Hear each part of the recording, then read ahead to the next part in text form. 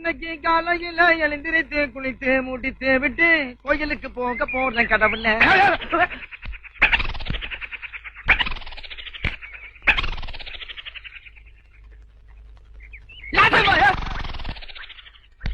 என்ன என்னங்கடா?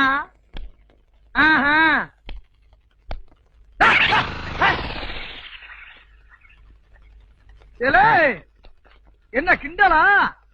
புளிய இடறாதீங்க, நாங்கெல்லாம் தேக்குறா ஆரையும் பாப்போம். பழைய வெள்ளைய தேவா பாஞ்சாலம் குறிச்சியில் வெள்ளையனா மெச்சினேன் வீராங்கனா மெச்சினேன்.